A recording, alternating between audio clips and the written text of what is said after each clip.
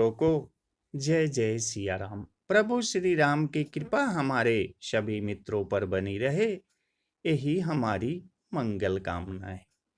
अष्ट सिद्धि नौ निधि के दाता। तो जानिए अष्ट सिद्धि और नौ निधि क्या है। हनुमान जी रुद्र के 11वें अवतार माने जाते हैं। संकट मोचन हनुमान अष्ट सिद्धि और नौ निधि के दाता भी हैं। हनुमान अनिमा, लघिमा, गरिमा, प्राप्ति, प्राकम्य, महिमा, ईशित्व और वशित्व, इन सभी 8 प्रकार के सिद्धियों के स्वामी हैं। राम जब लक्ष्मण के साथ सीता जी को वन वन खोज रहे थे तो ब्राह्मण वेश में हनुमान जी अपनी सरलता, वाणी और ज्ञान से राम जी को प्रभावित कर लेते हैं। यह वशीकरण, वशित्व सिद्धि है। हनुमान जी ने सुरसा का भोजन बनना स्वीकार कर लिया। सुरसा ने ज्यों ही मुंह खोला, पवन पुत्र ने अपना आकार विशाल कर लिया।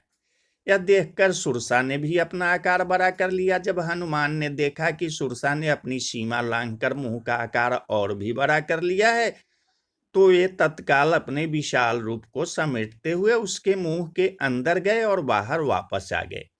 हनुमान के बुद्धि कौशल से प्रसन्न होकर सुरसा ने उन्हें आशीर्वाद देते हुए कहा, पुत्र तुम अपने कार्य में सफल हो। हनुमान ने अपने शरीर को पहले विशालकाय और फिर एक छोटे रूप में महिमा तथा लघिमा सिद्धि के बल पर किया था।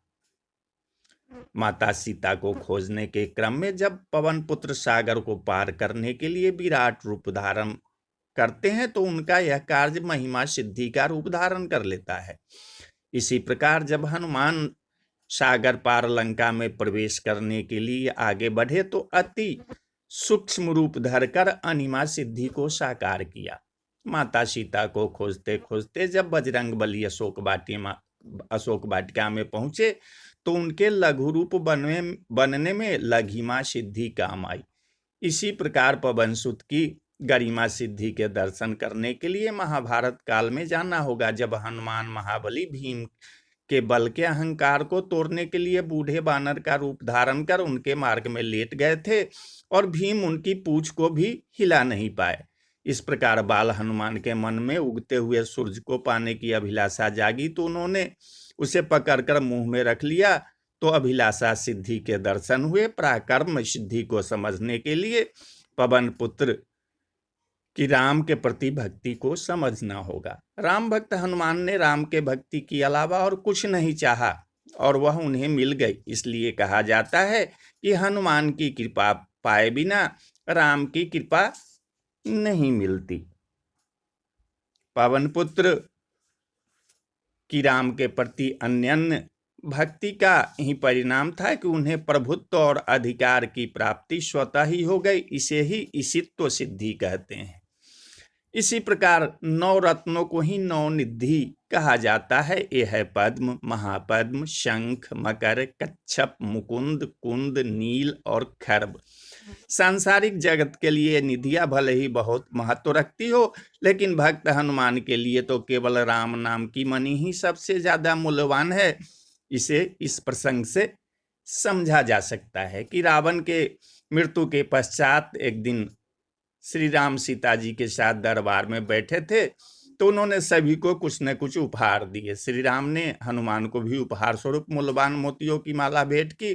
पवन पुत्र उस माला से मोती निकाल कर दांतों से तोड़ तोड़ कर देखने लगे। हनुमान के इस कार्य को देखकर भगवान राम ने हनुमान से पूछा कि हे पवन पुत्र, आप इन मोतियों में क्या ढूंढ रहे हैं? तो पवन पुत्र ने कहा कि प्रभु, मैं आपको और माता को इन मोतियों में ढूंढ रहा हूं, लेकिन इसमें आप कहीं नहीं दिखाई दे रहे हैं और जिस वस्तु में आप नहीं वह मेरे लिए व्यर्थ है। यह देख एक दरबारी ने उसने कहा, पवन पुत्र, क्या आपको लगता है कि आपके शरीर में भी भगवान है? अगर ऐसा है तो हमें दिखाइए, नहीं तो आपका यह शरीर भी व्यर्थ है। यह सुनकर हनुमान ने भरी सभा में अपना सीना चीर कर दिखा दिया। पूरी सभा यह देखकर हैरान थी कि भगवान राम माता जानकी के साथ हनुमान के हृदय में विराजमान हैं। तो बोलिए जय जय सिया राम, जय हनुमान।